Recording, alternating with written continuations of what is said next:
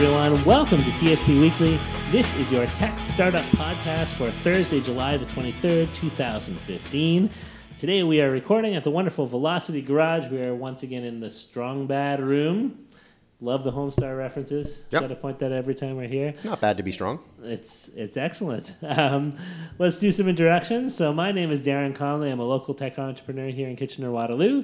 Joining me as always is my wonderful co-host, fellow tech entrepreneur, Stephen Campbell. How are you today, Stephen? I'm excited. We had the Velocity pitch competition today. Yeah, Velocity Fun Finals, I think, officially is the title of that. Yeah. So we got to see 20 amazing companies here locally tell us all about their stuff. Yep, one of which is here with us today. As dun, dun, dun. Did they win anything today or not? Who can And before we tell you that, we should point out we actually have a studio audience member with us today as well. The lovely Kelly Winter. I was like, is it Winters or Winter? Kelly Winter is joining us today, and she's giving us some wonderful marketing advice and wanted to see how things actually work. And we're extremely grateful for her expertise and for providing the background laugh track on this episode. She doesn't have a mic, so you might not hear much from her. But anyway. And joining us as our guest is Mr. Pablo Eder. I guess it depends. It's a German last name, so I guess in German it would be like Eder. But I always lived in Mexico, so I guess Eder. Eder. Okay. So anything. You really can't go wrong. You can't go wrong. Yeah. Sure. Pablo is from LaniLabs. Jeez. So I had a beer before we started recording today. If I'm flubbing up my words, this is what happens. Usually I'm quite sober coming into the podcast, and today I'm a little bit happy. Wonderful to have you, Pablo. And I understand that the marketing representation of your team, Danielle Wong, is on her way. So if she suddenly appears in the middle of the podcast, that's your indication that she's arrived, right? So Pablo, tell us about LaniLabs. What is it that you guys do? Yeah, definitely. So we basically do a payment system for 3D printers. So anyone can add their own 3D printer. Imagine something like Uber or Airbnb for 3D printing. Okay. So we're kind of creating a network of that, but also a network of materials, designs. So if you're a startup and you want to create a design and have multiple iterations, you can use our website for that. And you can upload your designs publicly or privately. So let's walk through like a real potential example of what that would look like. So I have a startup. I'm building, I don't know, a new type of headphones, let's say, and I want to prototype my headphones using 3D printing technology. How would I do that through your service? Yeah, and what is the service called? The service is called LaniLabs. It's LaniLabs.com. Okay. LANI? LANI-LABS. So LaniLabs is the name of the company as well as the platform itself. Well, I guess technically the company is registered as Lani Inc. Okay, however, Lani.com was taken. Of course. But LaniLabs wasn't. Right.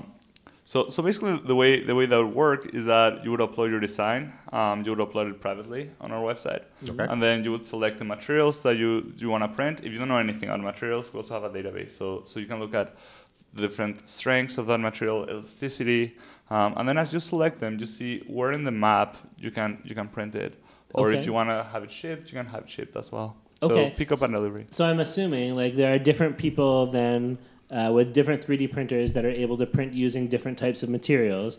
And if I want it printed in this particular material, I can see that there's a guy in Montreal and a guy in Toronto and maybe a guy in Windsor or something that print with that materials, and I would select which one I want to print it. Is this like the Uber for 3D printing? That's exactly it. I feel like that's exactly what he told us earlier in the podcast. Yeah, I think I used that exact phrase.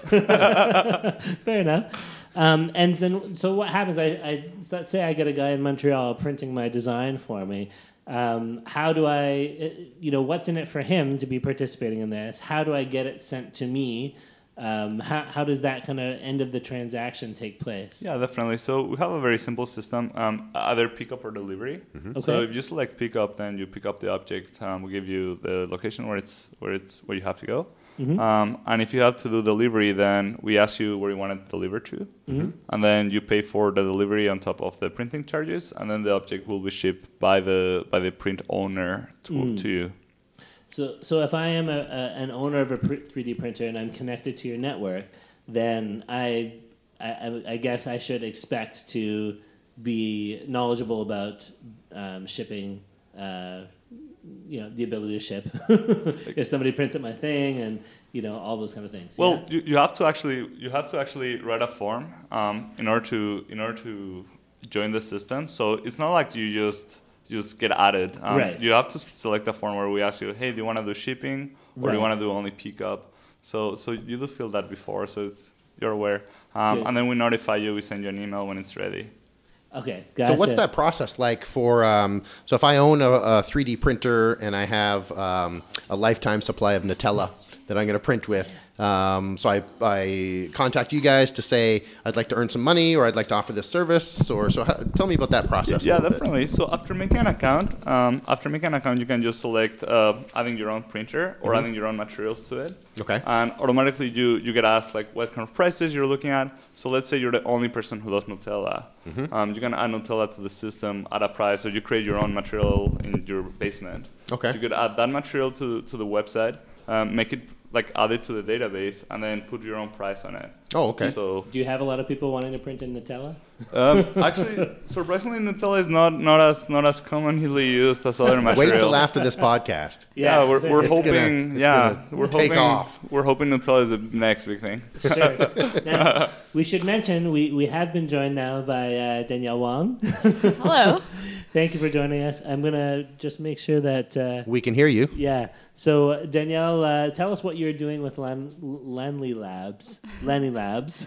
Well, actually, I just joined the team last week, so it's very exciting how it's moving so forward so quickly. Wow. Yeah. And you've only been at it 1 week. That's it so far. Yeah, about a week or so, I bet. But I've had some previous experiences working kind of with the tech industry in KW and some startups, but never actually working with a company or for a company before. So it's very exciting for me. So your role is sort of marketing and sales, is that correct? Yes, more the marketing side. So I'm excited. Are you still a student, Danielle? Or yes, I'm in the BBA program at Laurier. So going into my third year in the fall. Wow. So that's very exciting. Yes. Go Golden Hawks. Yeah, exactly. Steve was a former Laurier student. Oh, Yes. no way. Really? We're not allowed to say We Laurier can't- graduate. Yeah, not alumni, but Not alumni. I attended. Right. What program were you in? I studied philosophy and minored in history. Oh, wow. Very So nice. if I you're did take on a philosophy course. I did. Good times. KP 111. That's how most people deal with philosophy is they take a course. Yeah. And if you take a whole degree, you end up in podcasting. I remember my instructor had a sensory deprivation tank No way. that I really I learned about wanna that try. actually. Yeah, Like the that's float right. tanks, right? Yeah. Yep. Flotation. You never had a chance to try it? No, but I'm dying to. They have one in KW actually. It kind of terrifies me.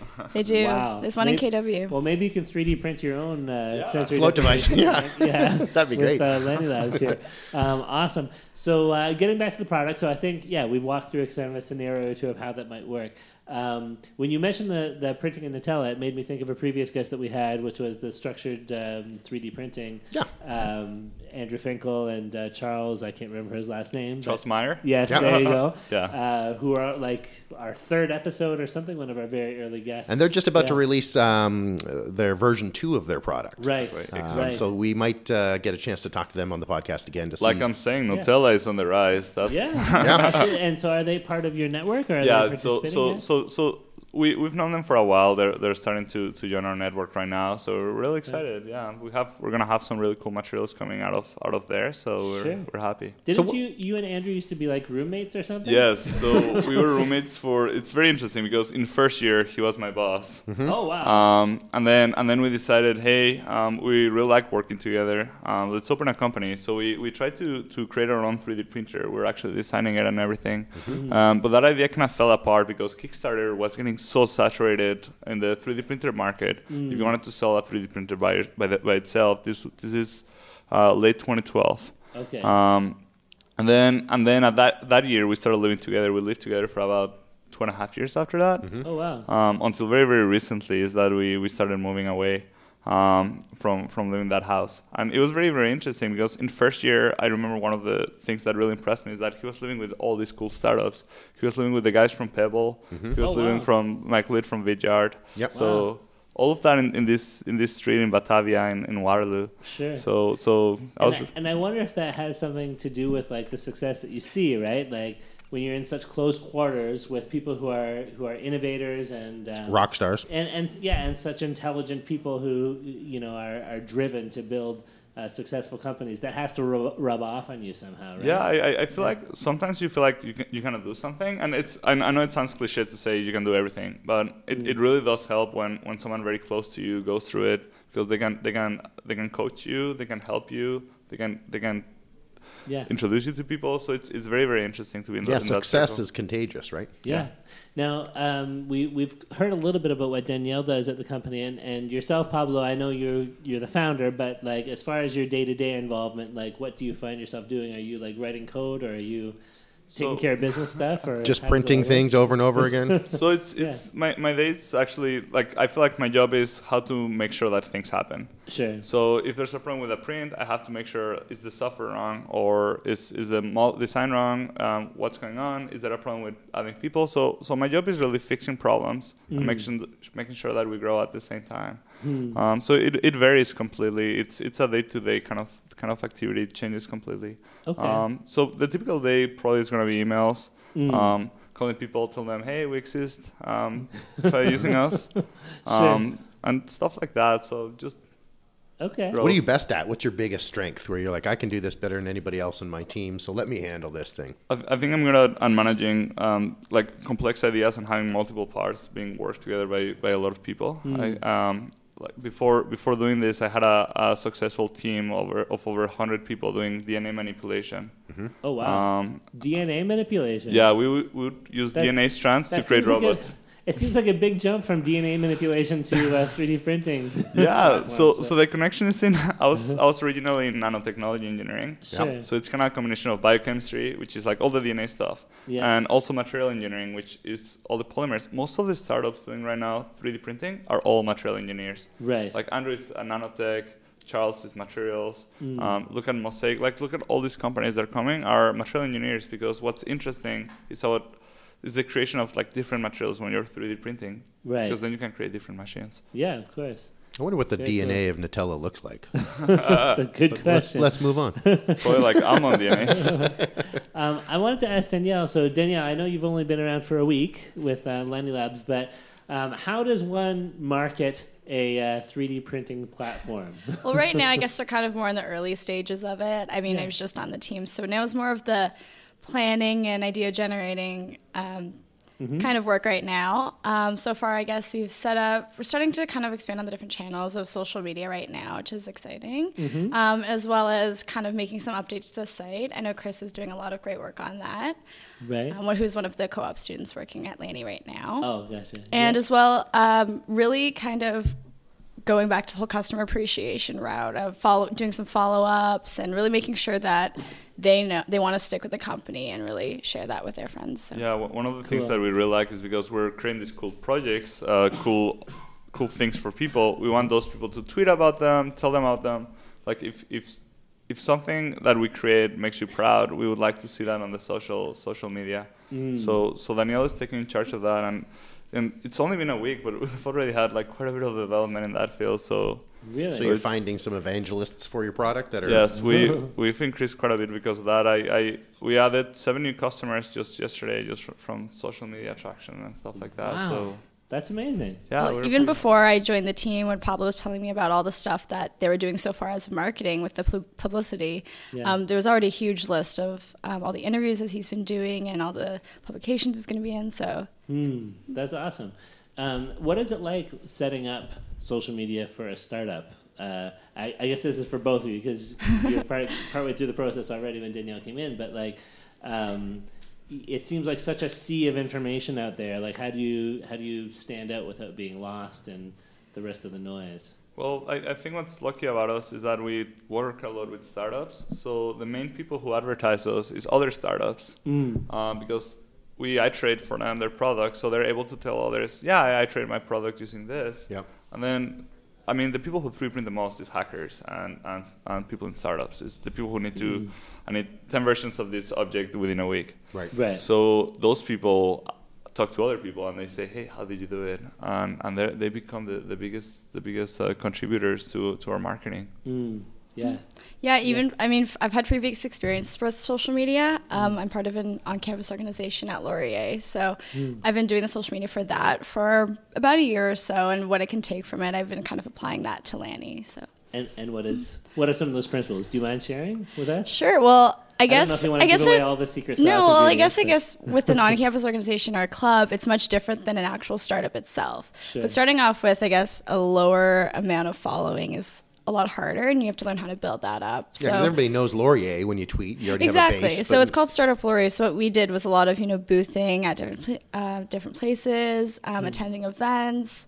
Even if it's within the KW community, like Vidyard runs a lot. There's Product Hunt, and also running events ourselves. So those are a lot of the promotional side. So I'm kind of applying that to Lani and going through all the analytics, seeing when's the best time to post, or who are we reaching out to, who aren't we reaching out to, how are we going to get to that market? And especially with Lani, we want to expand to national and international markets as well. So that's another thing to consider. Sure, absolutely. Very cool. Well, listen, before we get too much deeper into things here, we should take a quick break and throw out our sponsor spot. Igloo software. Yeah, we are still sponsored by Igloo, and happy to be receiving something from them. Happy to talk about them here locally. As much as we love doing the podcast for free, it's nice to have sponsors. So Igloo has a wonderful intranet service, and if you want to hear a little bit more about that, take a listen to this, and we'll see you on the other side. I actually left Igloo for a while and came back because you get the sense of family, the sense of working as a team. It's a really inspiring place to work. People can be who they are when they're in the building, and we're all working together for a common goal. It gets a little crazy at times. I have a very, very large collection of rubber ducks. My first day, out of nowhere, I just got shot by so many Nerf guns. I mean, we get beer every other Friday. There's nothing wrong with that. You could be here for a few weeks, but if you have a great idea and we think it'll work, we'll run with it. Where you can go forward and pursue your own dreams. They're empowered to do their job. Our culture is all about team. It's really great, and it's something that you kind of strive for in a company. If you have a great idea, we're going to implement it. That's why people love working here. Igloo! Did you get that? Igloo. Did you get that? We haven't actually put the spot in, so I wonder if we should put the one in that does that. See how I did. Yeah. See how close you imitated it, right? It's catchy. Yeah, perfect. I think your wife makes a guest appearance in that spot. She does. Right? Yeah. She does. She'll be tickled. Wonderful. So just to remind you, in case you forgot during that 30-second break, we are here with Mr. Pablo Eder. Yeah, Eder. I can't do the German or the Mexican pronunciation. Das ist gut. Yeah. Any pronunciation. All the pronunciations. And Danielle Wong, both from LaniLabs. Awesome to have you guys here. We've heard a little bit about what the product is and what it does and how you get the word out about the product. You guys are making money on commission, is that right? So yes, you charge a little bit for everybody. Now, they set their own price? So how's that work? So we charge 15% commission. Okay. So whatever you want to charge people, we take 15% off of that. And that's kind of like regular industry standard. So they would base that price based on how advanced their printer is, and then what kind of material you're using to print it. Yeah, amounts of materials, I'm guessing, would be the major. Exactly. So you choose your own price for that. So whichever you want to do, we take 15% of that. And is there a real, as somebody who hasn't done much 3D printing, is there a real range in price from materials and different printers? Yeah, of course. It's amazing. So some materials are made for specific medical purposes that have to go inside of human bodies. Like titanium and stuff like that. Exactly. There's titanium. There's some elements, some materials that you can put inside of your body, and then you end up with cartilage or bone. So we're back to Nutella. Exactly, or back to Nutella. Exactly. I put that in my body. Yes, I have occasionally. I would say that the range is almost 3 or 4 orders of magnitude. It's insane. Oh, really? Okay. Wow. So what would be at the high end of the range? The high end would be something like medical titanium or gold. Can you 3D print gold? Gold is not that expensive. Really? To print. I mean, compared to some other materials, it's still on the high end, but typically what you do for gold is you print with wax because you can 3D print super high quality wax. Okay. And then you use that as a negative mold, and then you pour the gold on top of that, and then it absorbs that shape. You can also print in gold directly. Sure. But that's not as common. It doesn't give you as good quality, and I mean, when you print with gold, you kind of want to have really good quality. Of course. And then you have the other end where you have like you have like plastic, right? And then plastic is much cheaper. Sure. Even 3D printing plastic right now, it's about 100 times more expensive than it should be if you just bought it from a factory. Sure. So there's still a lot of markup in 3D printing. Which is why something like, I know we keep coming back to Nutella, but something like Nutella or some of those paste, paste you can buy in a grocery store would be a much cheaper way to go if you could.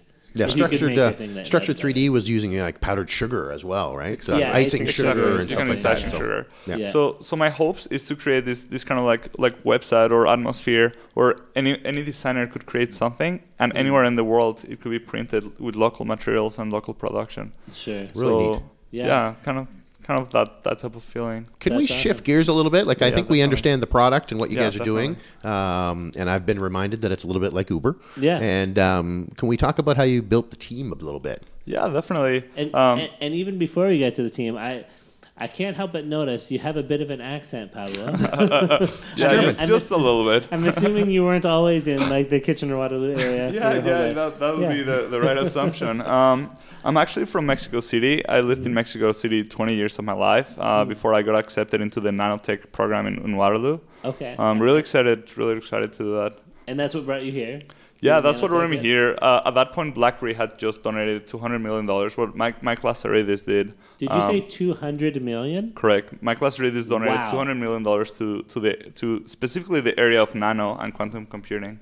Wow. So I was super excited when I came here. It was like this amazing company is donating so much money to this specific thing. They opened this amazing building. I don't know if you've seen the Quantum Nano Center. Yeah, we drove by it today, actually. Yeah, we drove by it several times just because we liked it. Every time I see that building, I'm like, the Quantum Nano Center, like it feels like it was dropped in from like a sci-fi novel or something. And the full name is actually the Mike Lazaridis Quantum Nano Center. Right. Yeah, Mike and Ocelia Lazaridis. Yeah, they'll throw your name on it when you give them $200 million, right? Yeah, they typically, very nice of them. Kind of go towards it. He probably gets a Christmas card every year too. Yeah. So that's how you ended up here, and how did you end up deciding this is what you're going to do? And yeah, definitely. So my first co-op job, I was looking where to find job, right? Like where to find work when I was in first year. You have to find a job when you're in Waterloo. There's co-op terms, so that means you have to find a job every 4 months. And I had not a lot of experience with anything, but I was very, very interested in like polymer lab that opened, polymer lab position, and I was luckily able to get that job. And through that job, I met someone called Andrew Finkel, which is a researcher. He just finished his master's. And then he taught me a lot. And we mentioned him earlier from Structured 3D. He actually later on created structure printing. So basically, I met the guy. We started talking a lot about polymers and the future of it. And then he introduced me to 3D printing. So that's kind of where the shift came from and where I started working on it. So what's the first thing that you printed on a 3D printer? The first thing was a really terrible attempt of a cube. Right. I did it with my own printer, so that never goes well the first time. So it was a blob. I guess the first thing was a blob. A blob cube. It was an attempt of a cube, but it was a blob.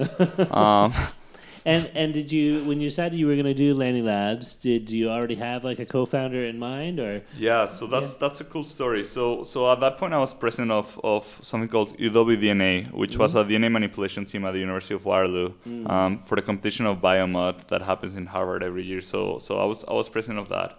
And I decided I didn't want to do that anymore. Like, even though clubs are really cool, you kind of want to do your own thing. I wanted to do a startup. So I left, and one of the software directors of the team, he emails me. He says, "Pablo, I don't know what you're doing next, but I want to be part of it." Cool. Yeah, we thought that's a nice really, bit of confidence, isn't it? Yeah. If only everyone could find a technical co-founder that way. Well, but the second technical co-founder, that one was really difficult. The other one we're trying to find, because you have to go kind of like on these dates to find co-founders. Sure. And they break up with you the same way normal people break up with you. They say stuff like, "Hey, I'm sorry, I'm not ready for a startup right now," or "I'm actually with another startup." Right. It's not you, it's me. It's not you, it's me. You find them fooling around with another startup behind your back. Dear Pablo. Right. You meet at a coffee place. Right. Same thing. But I got very, very fortunate because I posted a position on Facebook that basically said, this is how far I am. This is what I need. These are the programming languages that we need.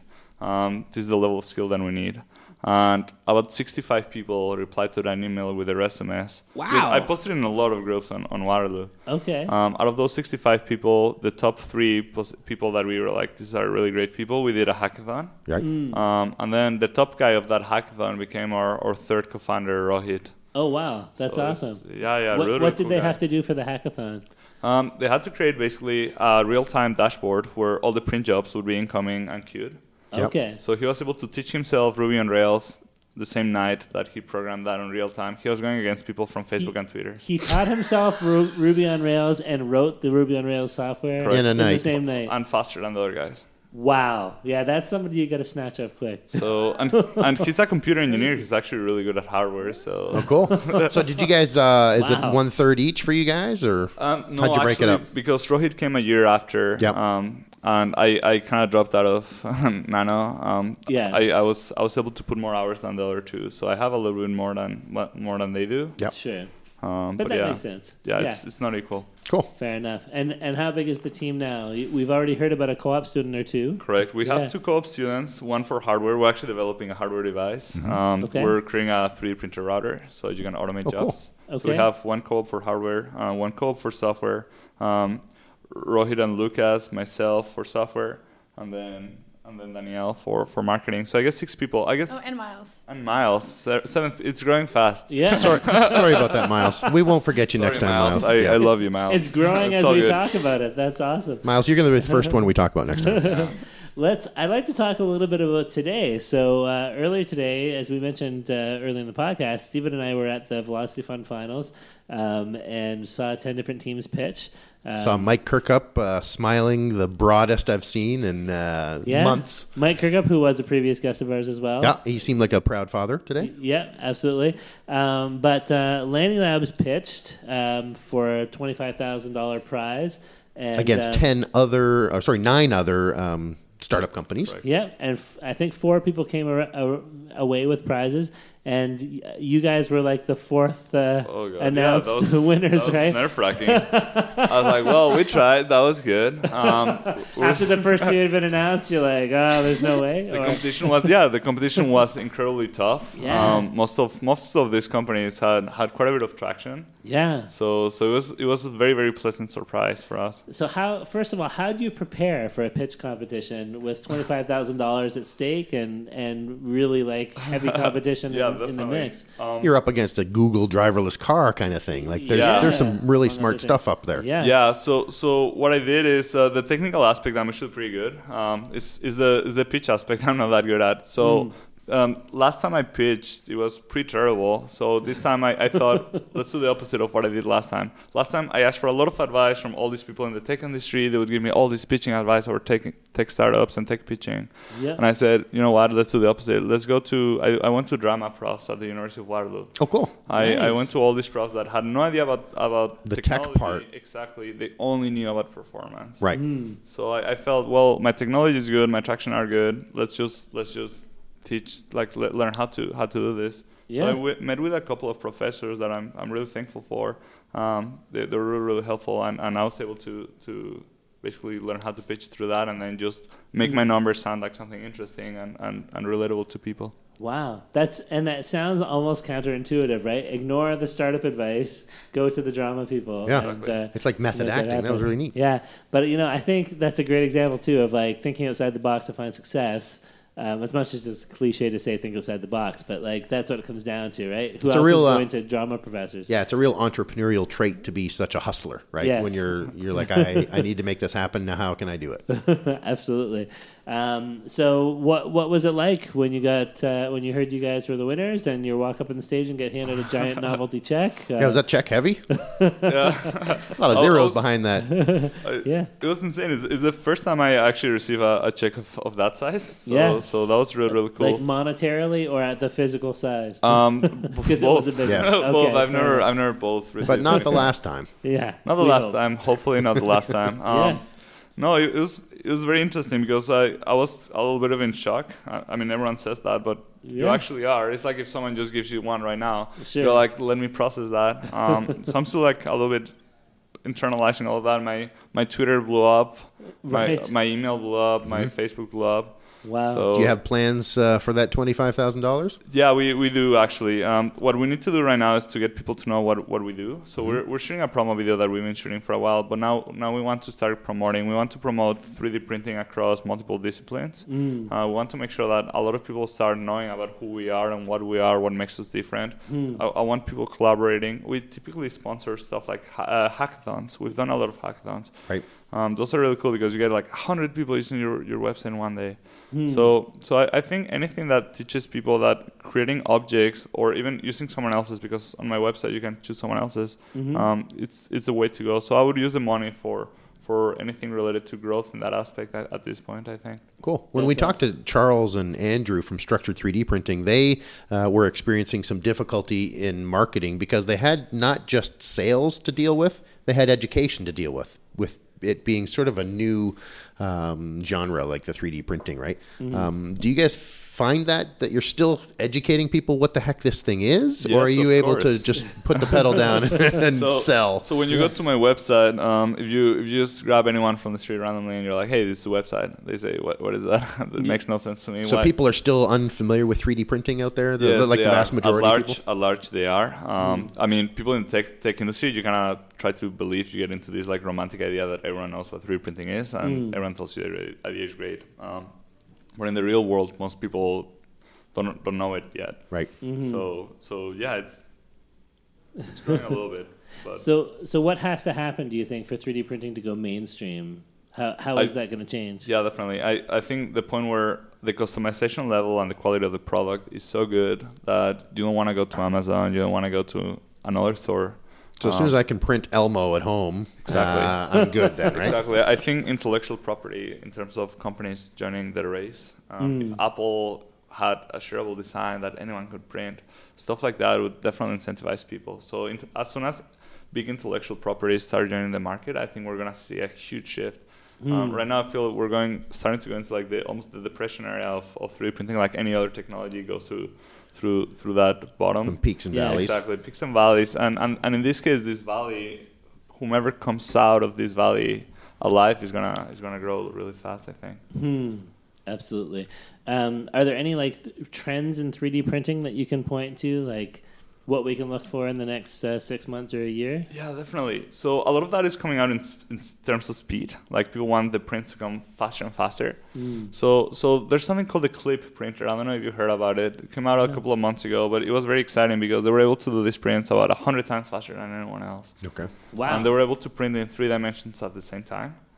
So I'm very, very excited about seeing that company. I think some good things are going to come out of that. There's a lot of stuff coming out with accessories for 3D printers. So now that I have my 3D printer, how can I modify it to do other materials? Right. So that's huge right now. Yep. There's people doing 3D printers that try to be like I can print with my phone, and I can print like I don't have to be there. So there's a lot of accessories. We're actually getting into that market right now, where you can actually print from anywhere. You don't have to be close to your 3D printer. Interesting. Yeah, a lot of education. All high schools right now are getting 3D printers. Universities are all 3D printers. Yeah, the public library down the street in Kitchener here has a 3D printer for people to use, right? So yeah, very cool. I need to print myself a Yoda pencil holder. We could do that. We could do that online. Yeah. We'll talk for sure. We'll talk.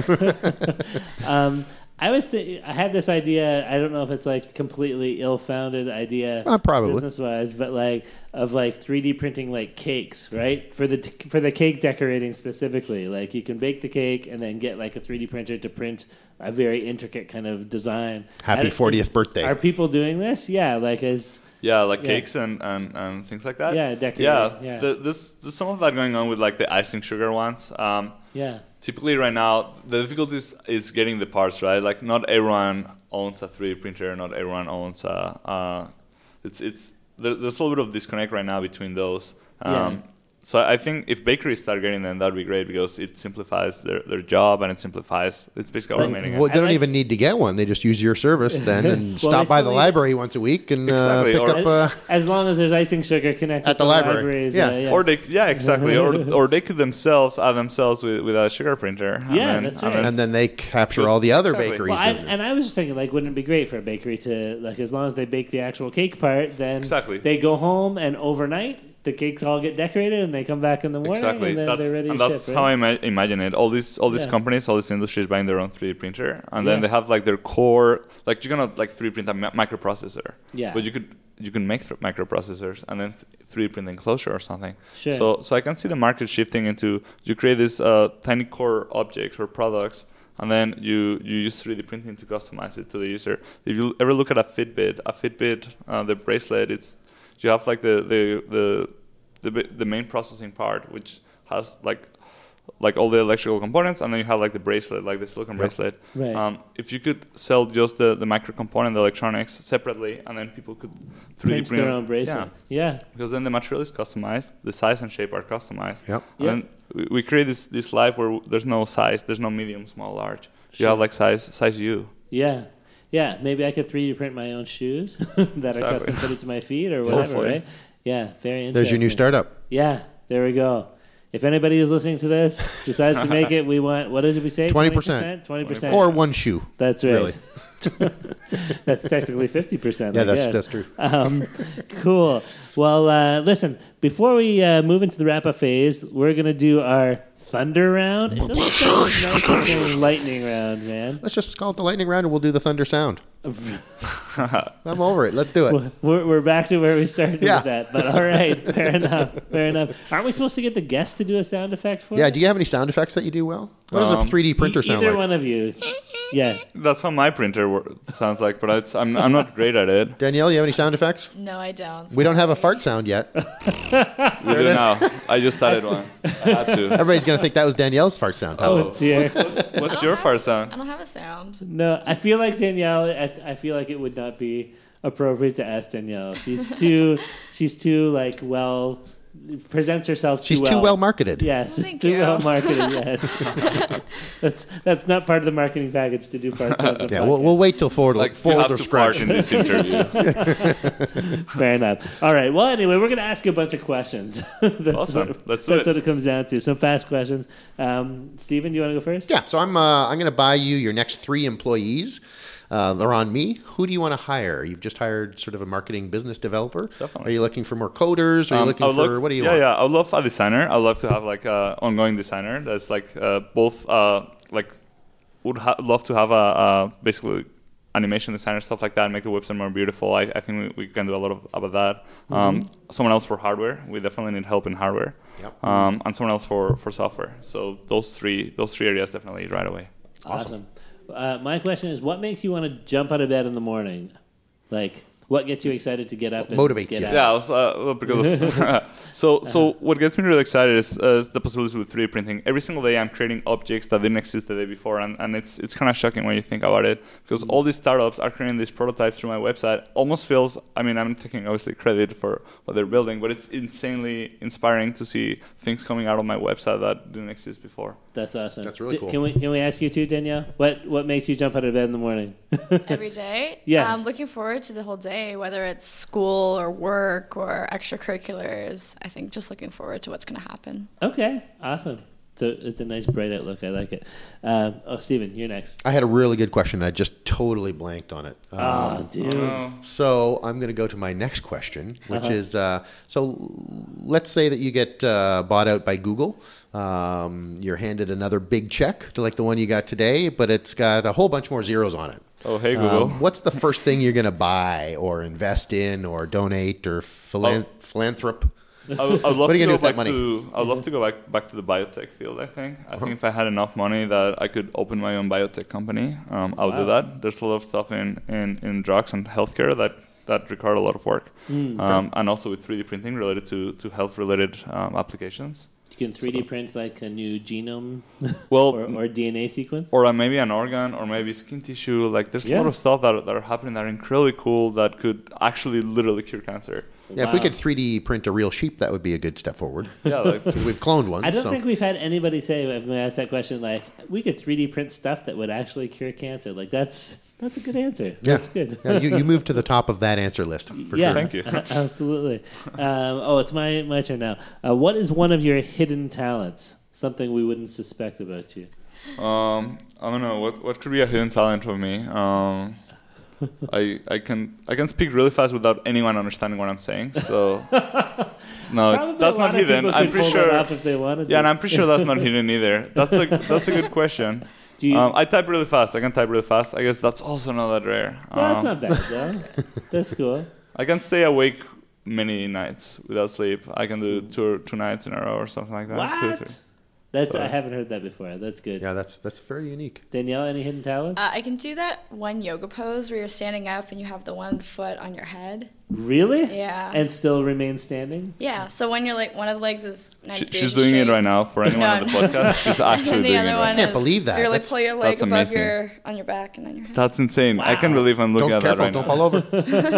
You usually have to hold on to something though. But I can't actually touch my toes or properly sit cross-legged. That's how unflexible I am. That's a talent by itself. That lack of flexibility. Yeah, I call that TMI, actually. I could get into TMI, but I won't. But, okay, here's my next question. I remembered it. A Mm-hmm. lot of support here locally, not only for our podcast, but mentors and Communitech and Velocity and big, fat, heavy checks.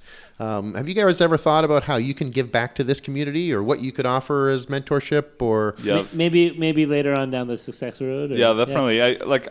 I try to give mentorship on the things I know of. So I know a little bit about how to build a team, like just very, very early stages, what to look for, stuff like that. I constantly try to help others that I think I can help them. If not, I can try to redirect them to someone else. But I absolutely love Waterloo. Waterloo was the place I always wanted to go since I was like 15. In Mexico, like I was already really excited about this area. So I've always wanted to contribute back, and in any way, in terms of talent or skills, I think that's the best way to contribute that I can right now. Sure. So I think that's my best answer for now. Cool. Good answer. My question is, what is one startup skill that you feel you need to get better at? I think everyone says management and time management and stuff like that, but I feel like I should be able to focus better. Okay. I feel like when I have 20 things to do, sometimes I don't do, I try to do all 20. I think it should be better if I say, you know what, 17 I'm not doing. I'm failing 17 things, but I win at 3. Right. Instead of trying to mediocrely do 20. So I think I could be way better at blocking myself and just doing one thing and focusing on that. Sure. Danielle, anything you feel like you want to improve on? Maybe not improve on, but want to learn. Okay. I've always wanted to learn how to code. I've kind of done a bit of HTML before, but having more time to actually get to work on those skills and expanding further, CSS, JavaScript. So that's probably what I would say. It's so easy. You just learn it in one day. Yeah, I mean, it's super easy. That's what most people find anyway. There's a lot of great resources online, so I'm trying to do that. And I also work a little more on my Illustrator skills because I mainly stick with Photoshop, but a lot of people, like designers, they stick with Illustrator. For the vector design. Exactly. Yeah. So working on that. I've heard flexibility is very important in coding, and you've already shown us how flexible you can be. So that's very punny. You're supposed to make the cheesy jokes. I'm in awe of that one. That was good. Fair enough. Okay, did we do 10 questions? I feel like you have one more. I'm not sure. Okay, I have one more. My next question is, do you like to post on Facebook? Do you like to tweet on Twitter? Or do you like to publish on LinkedIn more? Oh, I like Twitter. I don't want to I hate when people post everything on Facebook all the time, but I feel like on Twitter there's certain okayness in doing that. Sure. So I like Twitter more for mindless stuff. Yep. Twitter's the network of choice for you. Yeah, KW is big Twitter followers for sure. My last question is: give one piece of advice for new startups in 5 words or less. Win a big check. Work fast, work smart. Okay, that'll work. It's basically related to iteration. Yeah. Sure. You got a whole extra word you can throw in. Iteration. There it is. Perfect. And the bonus question that we love to ask people is: toilet paper, fold or scrunch? Folded. Fold. Do you care to chime in? Yeah, fold. Yeah. We got 2 folds. What about our audience member today? Do you care to Can we get a scrunch? Oh, Folding from I'm in a room of 4 scrollers. Excellent. Terrible. Four folders. You're in a That's room horrible. full of folders, man. I gotta get out of here. Excellent. We'll log that in the folder scrunch database for our research project. Great. Well, listen, let's wrap things up here. Before we do that, let's just find out where can we follow you online if we wanted to hear how LaniLabs is doing and how the story is developing. So LaniLabs.com is the main website, and then I'm pretty sure Twitter, Instagram, and Facebook are all /LaniLabs. Okay. Yep. Or at LaniLabs. At LaniLabs, Twitter. that too. Yeah. Yep. Very cool. And we'll put some links to those places on the post for the podcast so people can find you and follow you as well. Great. Well, who do we got coming on next week? We don't know because our mystery guest. Our guest for next week bailed on us, so we're rescheduling. But so stay tuned for the mystery guest for next somebody. week. Absolutely. Yep, we'll get him. All right. Well, let's wrap up here then. So we want to say first of all a special thanks to our guests Pablo Eder and Danielle Wong from LaniLabs. Thank you so much for coming on the show, guys. Thank you so so much. Thank you. Awesome. And thanks to Kelly for being our audience today. Audience member extraordinaire. Raucous audience member. We almost had to have her kicked out earlier, but... She settled down. It's great. We want to also thank the Velocity Garage for once again letting us use their space here in the Strong Bad Room and recording here. That's great. And thanks to you, our listeners, for joining us on another episode of TSP Weekly. Please feel free to send us your comments, your questions, your criticism, your feedback. Our email address is feedback@tspweekly.com, or you can send us a message on Twitter. Our Twitter handle is @TSPWeekly. So from myself, Darren Conley, my co-host, Stephen Campbell, our guests, Pablo and Danielle from LaniLabs, and from our wonderful audience member, Kelly. Thank you all for joining us here today, and we'll see you all next week.